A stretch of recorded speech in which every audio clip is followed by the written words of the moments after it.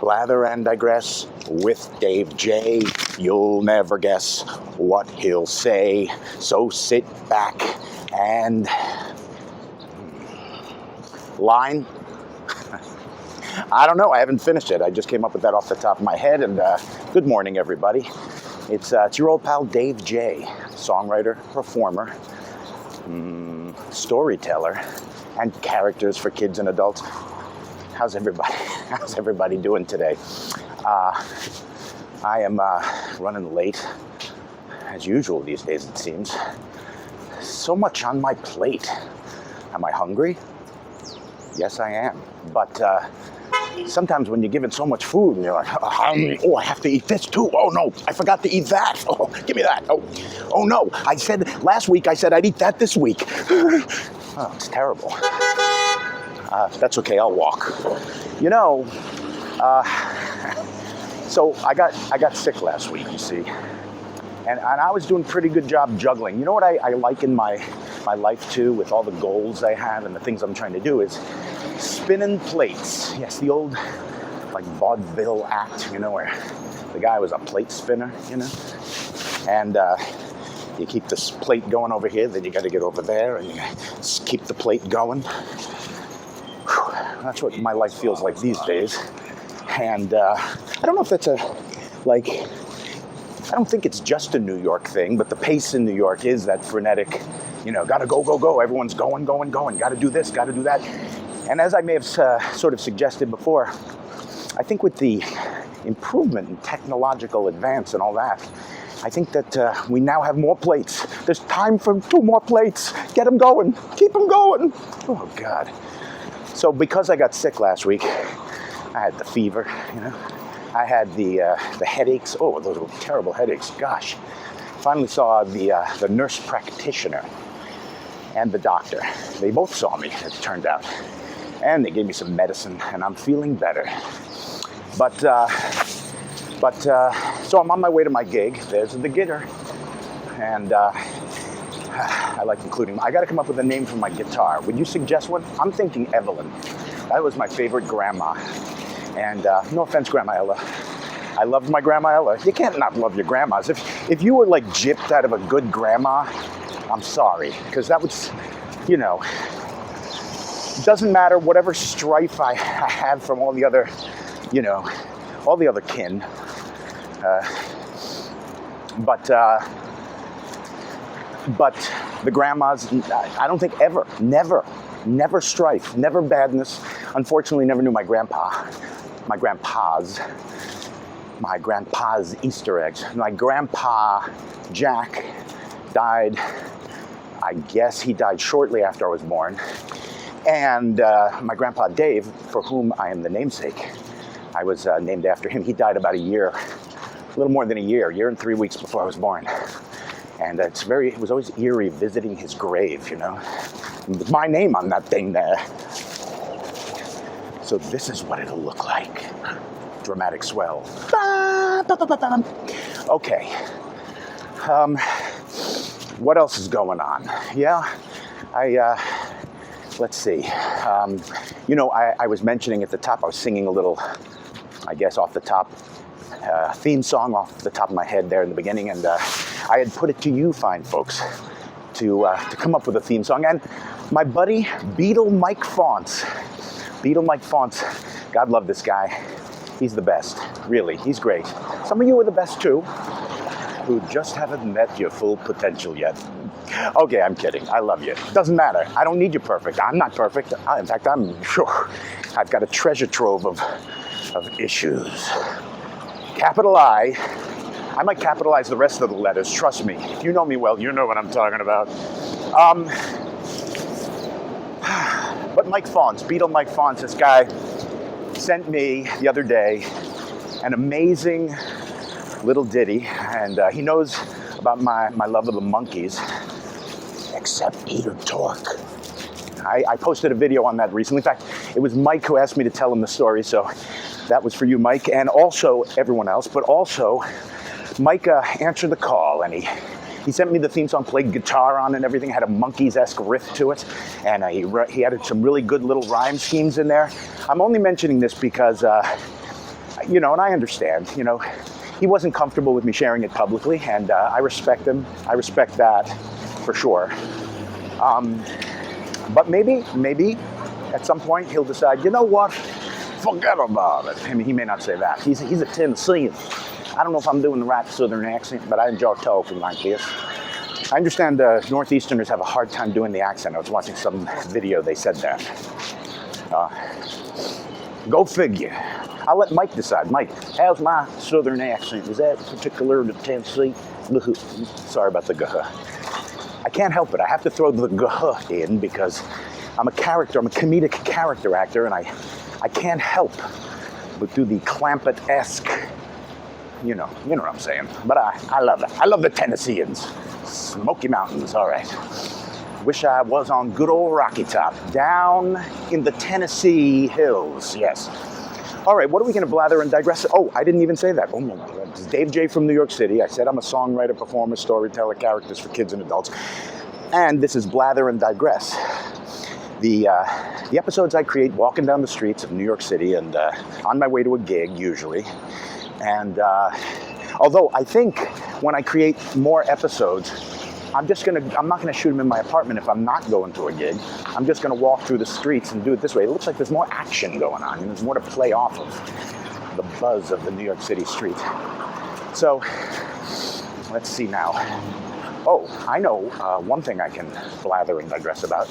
I was asked by my buddy Phil Bloom to talk about all the injuries you may have seen on my acoustic guitars. So let me tell you a little about my acoustic guitars. And he said, why don't you tell us how the guitars got that way in terms of all the contusions and things, the guitar contusions. I kind of like the sound of that. And that should be the name of my next record, Guitar Contusion. Contusional guitars. Let me know what you think. What's a good name for my next record? I've been recording with Danny Weinkoff in his Red Pants Studios. We began recording a track the other day. I think that's going to be semi-autobiographical in sort of a far-fetched fictional way, if that makes sense. And it's called Birth of a Modern Vaudevillian. It goes, birth of a modern vaudevillian. He's got a million of them, the punchline. Da-da.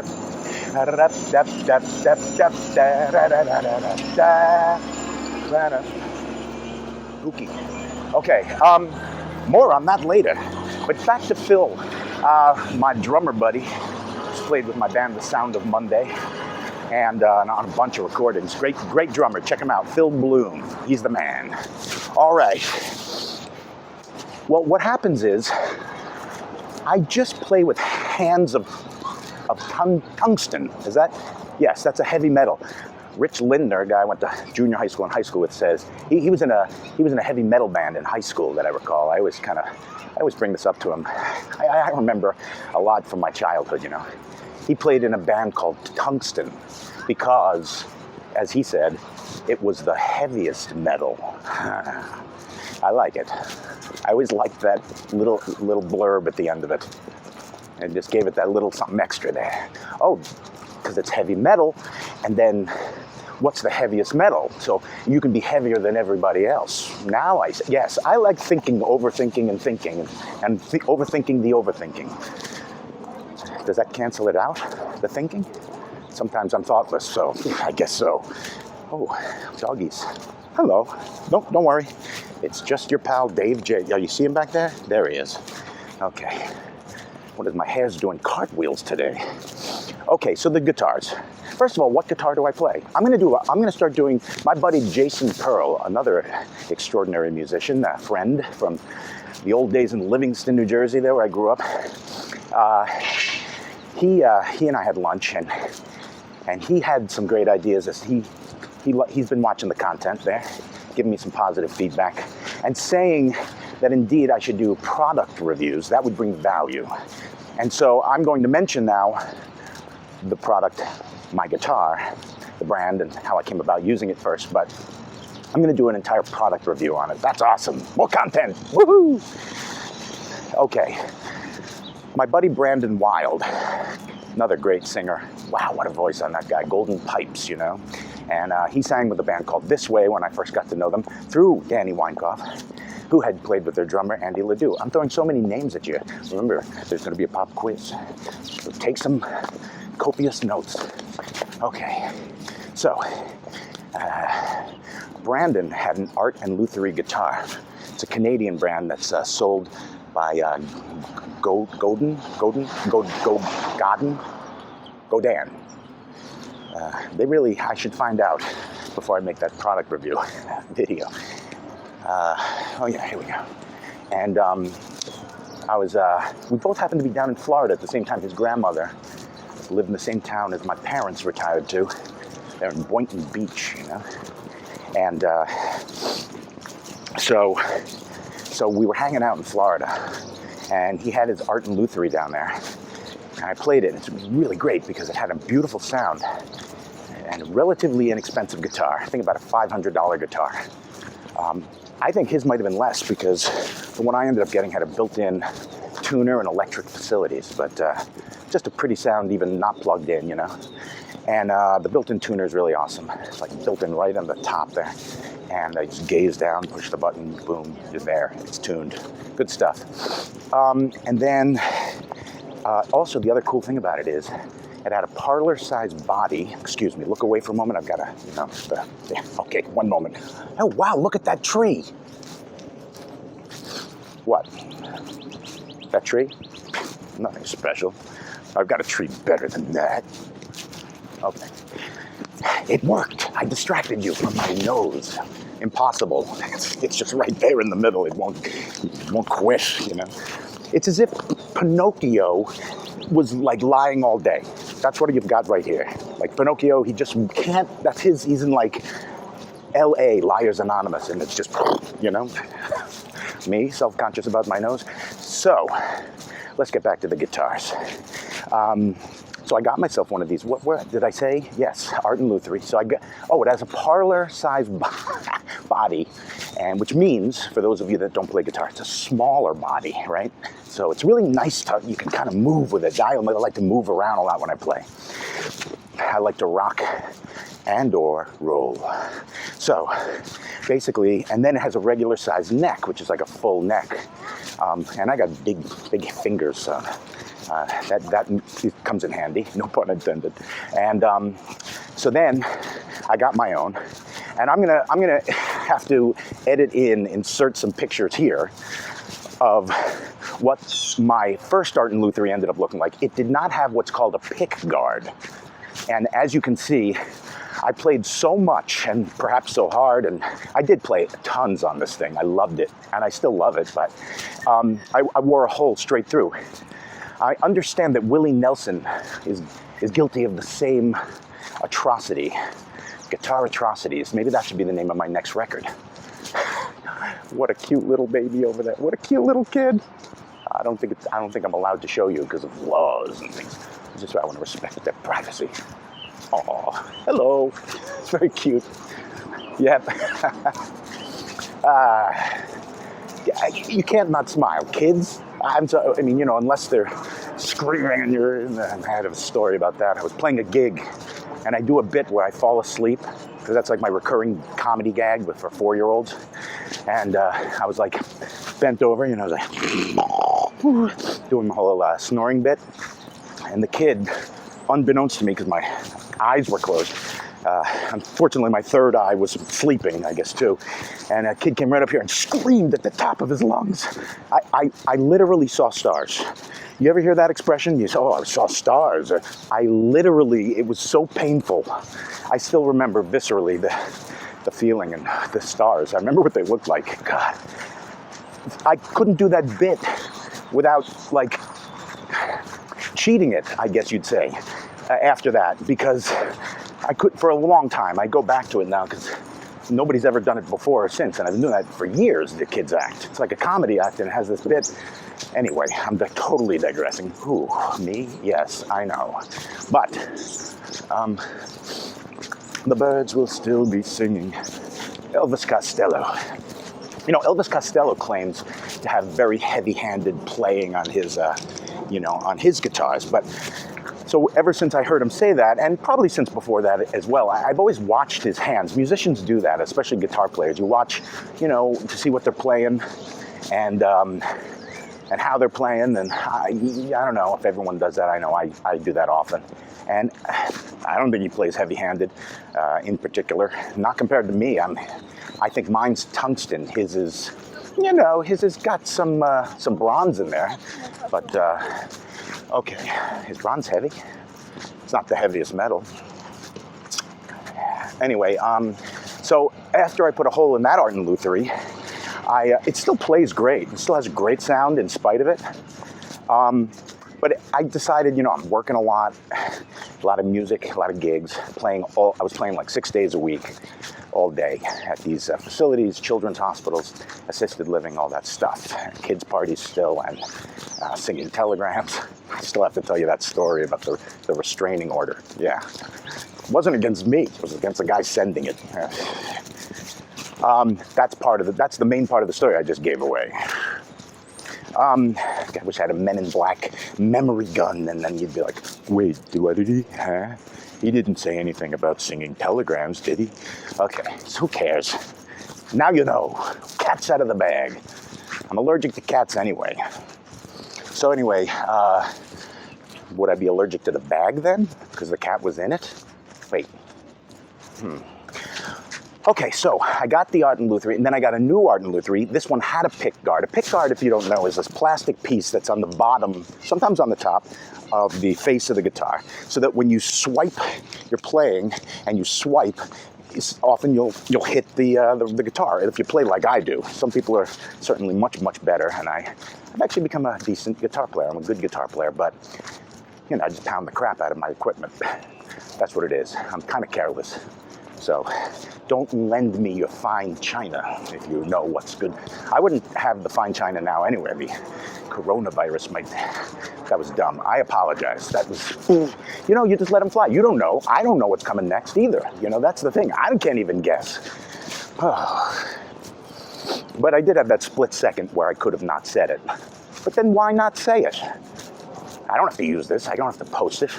Keep it in the archives for the great retrospective when they lower me in the ground. And you go, oh, that would be good. I'm going to have to string together, I got to put together some, like a final Blather and Digress should I pass away. The one to play at the funeral. That's morbid.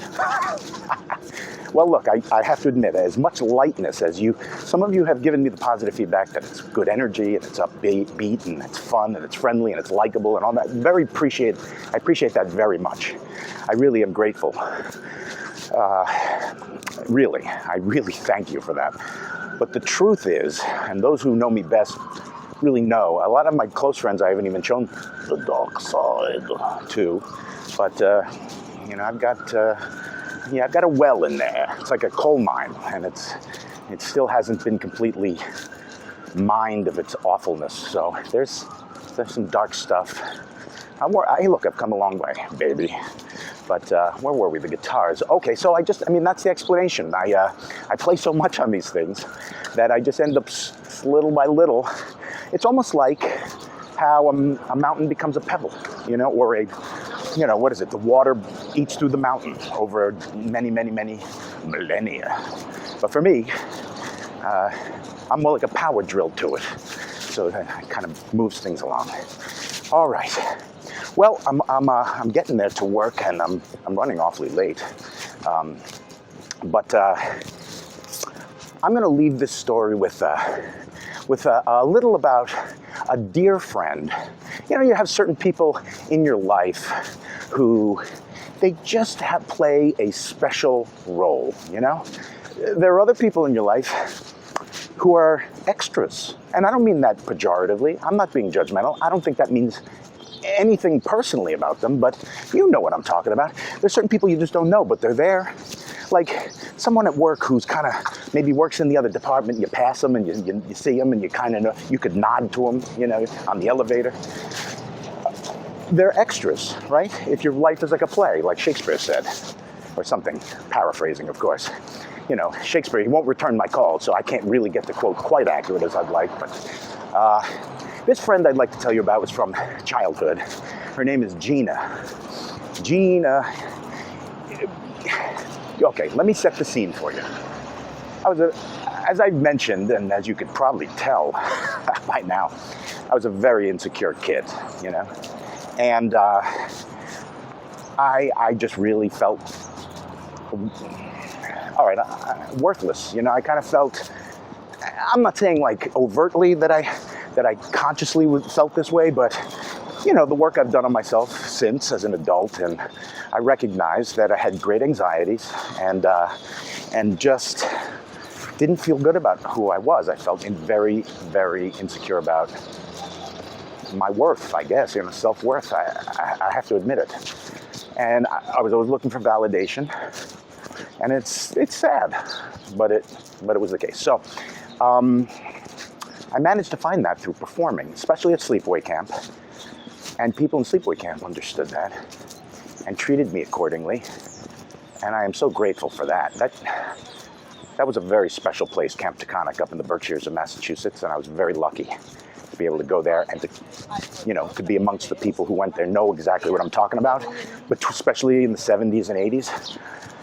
Yeah, 70s and early 80s, those were, yeah, also very meaningful. But getting back to my friend Gena and school in Livingston, New Jersey, I don't think people saw me that way, by and large. Not the way they did in camp. You know, I got all that great experience doing plays in camp and talent shows, and I had a musical counselor who sat with me, helped me figure out chords to a song I wrote when I was 9, my first song. And anyway, so when was it? It was 6th grade. 6th grade was the last year of elementary school for us in Harrison School, and Gena was in my class. And we had a thing called Grandparents' Day, where all the grandparents were going to come in, and some of them were going to talk about what they did for a living. Maybe they're retired now, whatever. And then some of the kids were going to perform to give back to the seniors who were coming in, the grandparents. Yeah. So I was very ambivalent about doing anything. I think, this is just a side note, but I think we had a substitute teacher for the first half of the year because our actual teacher, Mrs. Warhan, had broken her arm skiing or something. And the substitute hated me, you know? They're just certain, I think I've met, there's certain people, they just won't have it. Nope, not Dave. Ugh. I even have some people in the assisted living facility who they're just, nope. It's just the chemistry. I don't know what it is. I am an overt fella. So maybe it just doesn't, you know, oil and water with some, but some of it's oil and fire with some, yes. And so that's the way I think I vaguely remember it with that sub. And my mom told me, well, there were some teachers who were like, you shouldn't let David go to camp because he daydreams. I was a big daydreamer. You know, hey, teacher, be interesting, you know? Mrs. Doyle, that was 2nd grade. That was the first time I actually consciously remembered daydreaming. Yes. But I was a daydream believer, you know. Okay, look where you're going. Look both ways before you cross the street, even if you may injure your neck. You know, you could do that. Ever since I was early 40s, I noticed if I got out of bed wrong, I hurt my neck. It's an age thing. It happens. Watch out. Okay, so Mrs. Warhane was back. It must have been the second half of the year, and she's like, well, who wants to perform, you know, for the seniors? So I had gotten into the Beatles in the last few years before that, probably around the time I was 10. Before that, it was all Monkees. And then I was like, what? They came from the Beatles? Oh, I mean, they were inspired by, you know, the Beatles' Hard Day's Night. I didn't know that at that point. Anyway, 11 and a half, 12 years old, Mrs. Warhane's class, I was really into Sgt. Pepper's Lonely Hearts Club Band. I bought the album down Route 10 at Two Guys. It was a store that you always go, and they have a record section. You walk into the store, there was always a bird. It was high ceilings, like a warehouse type atmosphere, but turned into a department store. Well, like kind of a Kmarty, a Rite Aid. No, kind of a mart of some kind. Probably the K one. Yeah, Kmart. And so you'd walk in, there's always a bird flying around. My mother would freak out, you know. You think I'm anxious? Oh, sorry, Mom, I shouldn't be. But I love you. But yes, she would, if there was a bird, it was up there. They'd nest up in the rafters there. And a bird would fly, but not near our heads, not like Hitchcock. You know, it was just, you know, in the store. And my mom would freak. And I kind of have a comical memory of her running up the aisle screaming, but probably didn't actually literally do that too loudly. I saw something though, and it stuck with me. But anyway, you'd walk in the store, you'd take a left, and there on the left, a little ways down, was the record section. I bought a bunch of Beatle records there. But anyway, let me get to the ending of this, because I'm almost to work. So basically, Sgt. Pepper, and I thought, oh, well, it's Grandparents' Day, why don't I sing When I'm 64? And then I raised my hand, I said to Miss Warhan, yeah, okay, I'll sing When I'm 64. And then she's like, okay, bring in the record if you need that as a backing, or maybe I brought it in is what I had done. And then I was about to do it, and I'm like, you know what? I changed my mind. I kind of chickened out, you know? And then Gena, as I remember it, like ever the cheerleader. In fact, she literally was a cheerleader later on. She's like, come on, Dave, you can do it. She always had that ebullient, effervescent, wonderful, wonderful, charming attitude. I always appreciated it. It really pushed me to do it. And then I put on the record and I sang along to it. And then there's some musical little parts in between where there's like a clarinet solo and stuff. And a couple times, and I was like, oh, what do I do? So I started dancing around like this. See if I could remember. It was like hopping on one leg, you know? And because I was just riffing it as I went, but I guess it was comical, and the kids seemed to really eat it up, as I remember it. Gena, could you back me up on this? Tell me what your memory is. Tell them. Can you comment and just let them know? I'm not crazy. It really happened. Okay. This is how I remember it. So, and then when we got to the part, Vera, Chuck, and Gena would yell out, Dave. And then all the kids picked up on that, and they started yelling, Dave. I'm getting goosebumps talking about it right now. It made me feel so loved. Oh, boy. I'm emotional about it. Sorry if you can't handle it. I can't handle it. Look at that. Oh. Anyway, so then I performed it for the grandparents, and it became a thing, you know? And Gena told me years later when she got married that they played it at her wedding. And I just thought that was so beautiful, you know? First of all, it's a beautiful thing for a couple to have that song. It's cute. And then the fact that she shared that with me because of the memory that, you know, I don't think I know Gena's perspective on why it was always so meaningful to her. But I tell you, it's one of the, and I have many handfuls of these kinds of memories, or, you know, relatively few compared to life when you've lived this long. But this is just like near the top of one of the ones that just means so much to me, you know? It really helped me to come out of my shell and just move up a little bit more in terms of confidence and performing confidence. And I can now get on any stage, unprepared, anytime, pick up a microphone and just go. Well, I blather and digress a lot, but probably more focused when I'm on stage. But who knows? It's been a while since I've blathered and digressed in that way. But okay, I'm at my gig. A couple more things real quick. Hey, how you doing? Okay, that's very, yes. So the other thing was, in 8th grade, there was a talent show. It might have been 9th grade, actually. Yeah, it was 9th grade. 8th grade? Maybe 8th grade. I'd started taking guitar lessons around that time. Around that time I was 13. It might have been 9th grade. And Andy Flavel, guitar teacher extraordinaire. And I'm still in touch with him. He's a great guy. Hi, Andy. Shout out. Hey, Andy. That's my shout out. I don't have to say shout out. I just shout it out. Why do I have to say it if you can just do it? You know? I'm for action. So, basically, 8th or 9th grade, I'm in the talent show with a song that I wrote on the guitar. And it was called, because I started writing songs when I was 9. And it was called Moving On. And funny enough, the first song I ever wrote was about a girl that I had a crush on. Jen, we're dear friends to this day, and I love her family and her friends. They're all great. She lives down in Florida now. Love keeping in touch with my friends, you know? So, first song I ever wrote was called "'Cause Girl, I Love You" in 5th grade, I think? Yeah. When I was 9, and then, like, the song I performed in the talent show was "Moving On" because I was tired of the unrequited love. And there was a running gag by then that Jen and I had about my crush on her.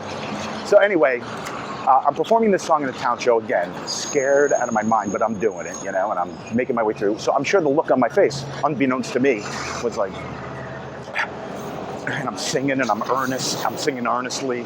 And then I look out at the crowd as I'm playing, and right there in the middle of the auditorium of hundreds of kids is Gena, you know? And she's like, both fingers, because I'm holding the selfie stick with one hand. So she used both hands and she was like, smile, smile. And I see my face looks ridiculous when I do it. She didn't look so ridiculous. I'm a rubbery-faced fella, you know.